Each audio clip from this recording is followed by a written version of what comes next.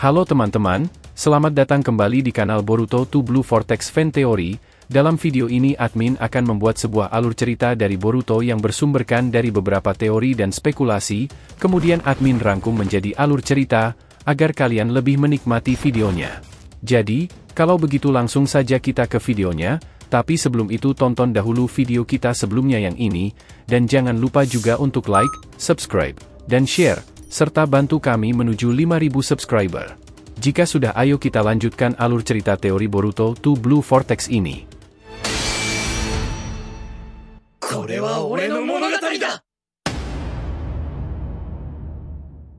Peringatan, ini adalah hanya fan teori, dan jadikan sebagai video hiburan di waktu senggang.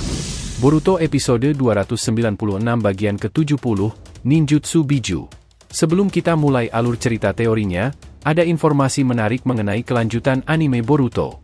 Dalam wawancara terbaru, Presiden Studio Pierrot mengonfirmasi bahwa anime garapan mereka yang sedang hiatus akan beralih ke format musiman, dimulai dari arc Omnipotent di anime Boruto Part 2. Kebijakan ini bertujuan untuk mengurangi episode filler yang tidak penting dan meningkatkan kualitas animasi. Penundaan penggarapan anime Boruto Part 2 disebabkan oleh perombakan besar-besaran yang dilakukan oleh Studio Pierrot, yang ingin fokus pada garapan anime musiman seperti Bleach. Sebagai imbasnya, produksi proyek Naruto 4 episode spesial dan anime Boruto Part 2 tertunda hingga saat ini. Namun, hal ini penting mengingat pentingnya adaptasi yang baik untuk arc Omnipotent dan arc to Blue Vortex atau Boruto Return Arc. Kembali ke alur cerita teori. Setelah ledakan besar meratakan beberapa bangunan, Himawari dengan serius memandang keadaan sekitar. Ini terlalu berbahaya untuk diteruskan di desa. Semua akan hancur dengan tanah, kita harus bertindak cepat, ucapnya, suaranya penuh kekhawatiran. Di dalam batinnya, Kurama memberikan saran, ini akan berbahaya bagi desa jika pertarungan ini berlanjut di sini. Kita harus memindahkannya keluar desa, tempat di mana kita bisa bertarung tanpa mengancam keadaan desa. Sementara itu, ekspresi Jura memperlihatkan keterkejutan yang mencolok ketika dia menyaksikan Himawari mampu membalas serangan bijudamanya. Gadis itu bisa mengeluarkan bijudama seperti diriku. Ini semakin menarik, ujarnya dengan penuh antusiasme. Asumsiku mengatakan bahwa biju dalam dirinya benar-benar melindunginya. Ini akan menjadi pertarungan yang panjang.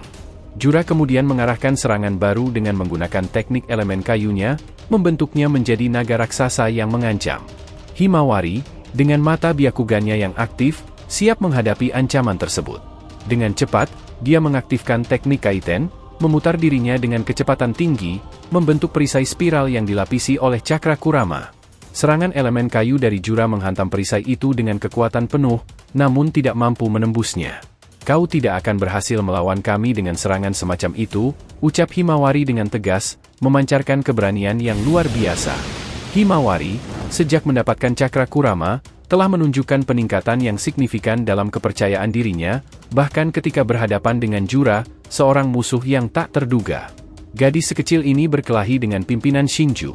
Dalam situasi yang penuh tantangan, Himawari menoleh pada Kurama untuk bimbingan dan dukungan. Dengan langkah mantap, dia bertanya pada Kurama yang ada dalam dirinya, "Berapa lama kita bisa bertahan?" Kurama, dengan kebijaksanaan yang tegas, merespons, "Aku siap memberikan cakra sebanyak yang diperlukan. Kita akan bertahan selama yang diperlukan." Kepercayaan ini memberikan dorongan kepada Himawari, memberinya keberanian untuk menyerang terlebih dahulu. Dengan cakra besar dari Kurama, Himawari memutuskan untuk mengambil inisiatif dalam pertempuran ini. Dengan tekad yang kuat, dia meluncur cepat menuju Jura, siap menggunakan Juken yang diperkuat oleh cakra Kurama. Jura melihat serangan dari Himawari, yang dengan cepat bersiap untuk menghadapinya.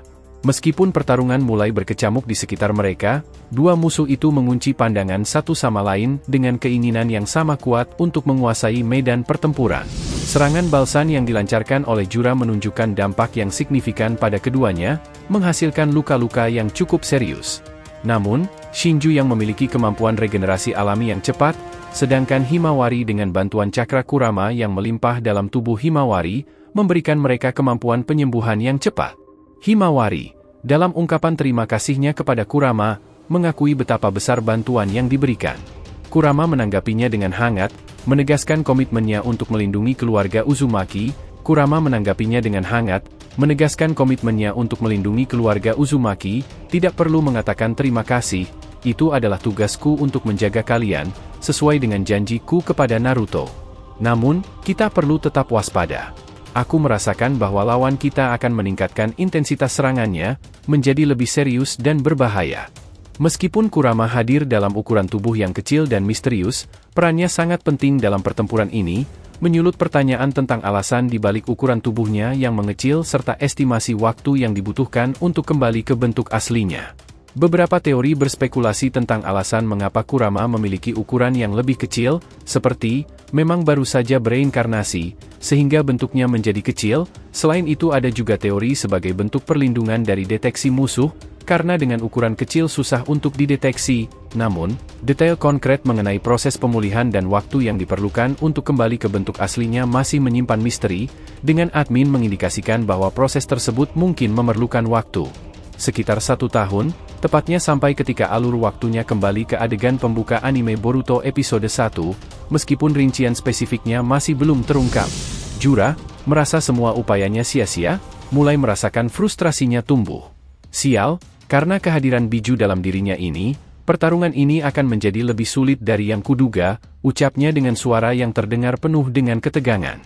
Tiba-tiba, dengan gerakan yang cepat dan intens, dia mulai mengganggu energi alam di sekitarnya, menandakan akan mengeluarkan serangan hebat. Kurama, yang dengan cepat menangkap situasinya, tidak bisa menyembunyikan kekhawatirannya. Sial, dia akan menggunakan Tenpenchi, ini sangat berbahaya, seru Kurama, memperingatkan Himawari akan ancaman yang mengancam.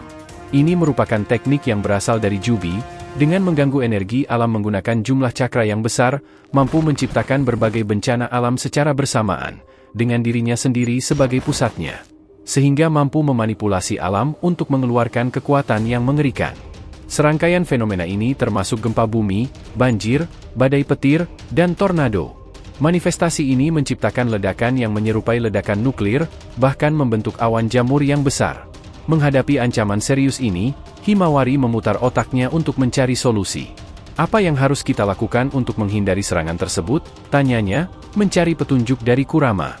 Dengan keyakinan yang besar, Kurama menjawab, aku akan menghalaunya, sama seperti ketika aku menghadapi serangan dari Momoshiki. Kali ini, aku sudah belajar banyak dari pengalaman itu. Pertarungan mereka akan semakin berbahaya ketika Jura bersiap menggunakan Tenpenchi, menantang Himawari dan Kurama pada tingkat bahaya yang belum pernah mereka hadapi sebelumnya. Boruto, dalam perjalanan menuju tempat Himawari, tiba-tiba merasakan ancaman dari belakang yang menyerangnya. Ternyata, penyerang itu adalah Kawaki, yang kembali bertemu dengan Boruto. Dengan kecepatan refleksnya, Boruto berhasil menghindari serangan Kawaki yang menggunakan besi hitam Daikokuten. Dengan ekspresi ketidaksenangan, Boruto menyindir Kawaki, kau benar-benar bodoh ya, lihatlah, ancaman itu lebih berbahaya dari diriku, bahkan Himawari menjadi targetnya. Kawaki, terkejut dengan pernyataan itu, bertanya, apa maksudmu? Kawaki belum mengetahui bahwa Himawari saat ini diincar oleh Shinju. Dalam situasi yang semakin tegang, apa langkah selanjutnya bagi kedua saudara ini? Nantikan di alur cerita teori episode berikutnya. Terima kasih telah menonton video alur cerita teori Boruto episode 296 bagian ke-70, Ninjutsu Biju.